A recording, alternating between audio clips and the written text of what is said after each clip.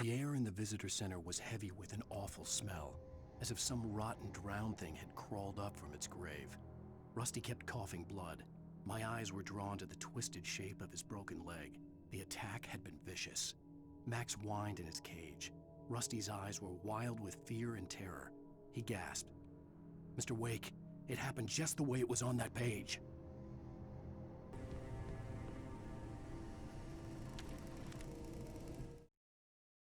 Rose knew that Rusty was in love with her, and she liked him too. She liked him a lot. He taught her to dance, and life had certainly taught her the value of a man who was gentle. He treated her well, made her smile, made her feel good. But Rusty wasn't the prince of her dreams, and that tended to underline the unbearable truth. She was no closer to that Hollywood magic than he was.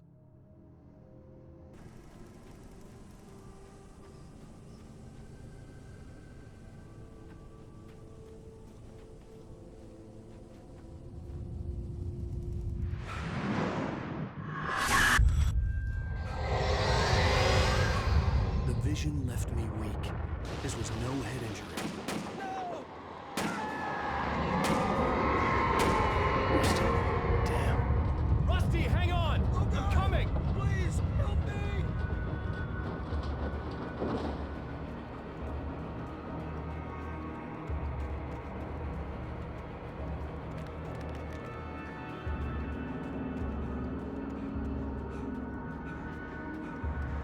Anybody? Help me! Help! Help me! Can you hear me? Anyone! Please help! Hello? Back here. I'm back here. Hey. Mr. Wake? Oh, hell. It happened just the way it was on that page.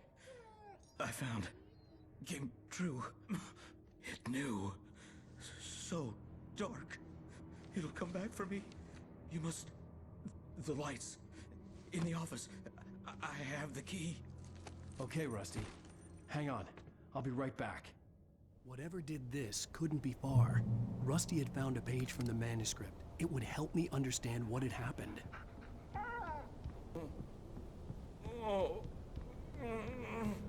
presence. So dark. Like the forest at night. Woke up. The only way to make sure that Rusty was safe was to get the power running and the lights back on. It hasn't finished with me yet.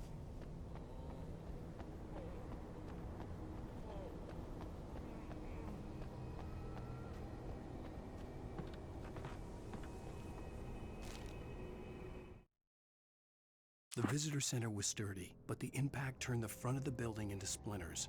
Rusty was thrown across the lobby like a rag doll and hit the far wall hard. It didn't hurt until he tried to move and saw his leg bend the wrong way, felt the broken ribs stabbing him on the inside. Rusty howled in pain and fear, suddenly afraid to die alone.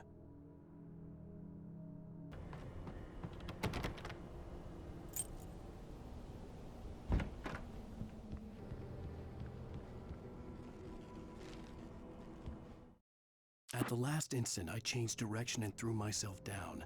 The axe splintered the trunk of a tree. I stumbled into the pool of bright light. My lungs burned. I was too exhausted to move. I tensed as I waited for the killing blow, but it never came. I raised my head. Nothing moved in the darkness beyond. For the moment, bathed in the cold light, I was safe.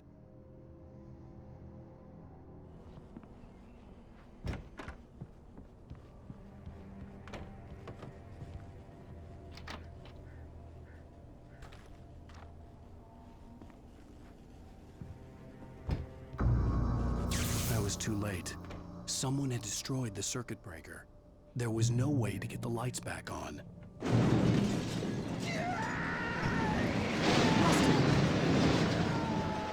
Rusty!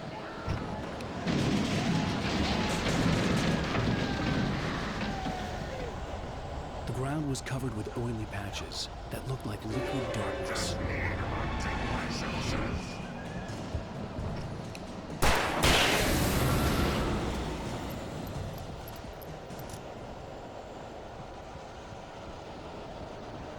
something had torn a mammoth-sized hole in the wall.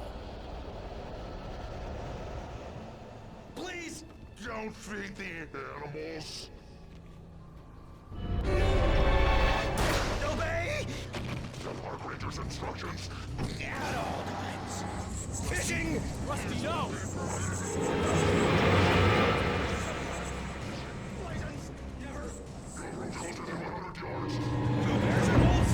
Never approach any other. Closer than 25 yards! pets must be leashed.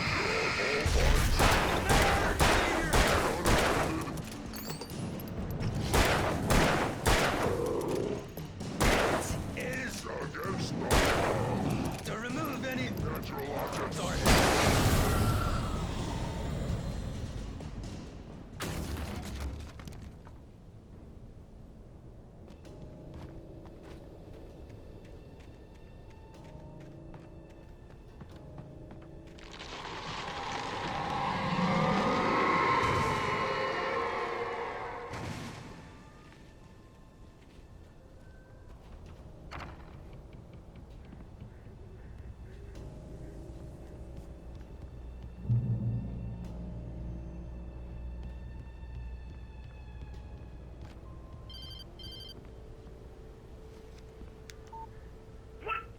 What the hell was that? I saw from the window. I saw something. Forget about it, Barry. It's just me going crazy. Oh, jeez. Oh, jeez. You're not crazy. I wish you were crazy, but you're not crazy. Ow, be careful. Stay in the cabin. Don't open the door for anyone. I mean it.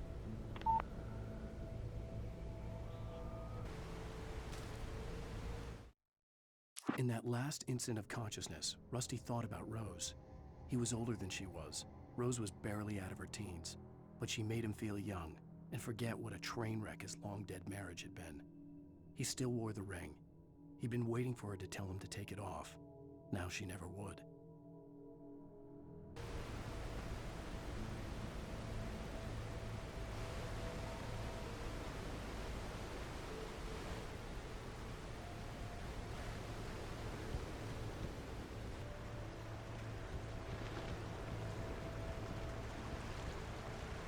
Lover's Peak was at the far end of the nature trail.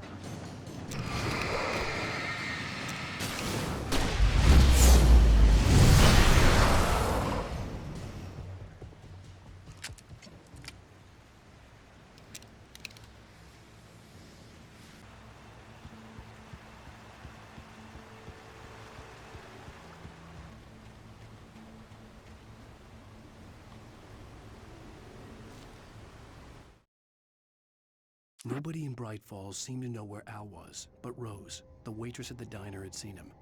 From what Barry could tell, Al pretty much fell off the face of the earth when he left the diner. Rose was just the kind of fan that Al hated, but she really tried to help. She was smart too, knew a lot about what was going on in the town, knew a lot about Al, even knew who Barry was. Barry liked her. That was no big surprise. When it came to women, Barry and Al rarely saw eye to eye.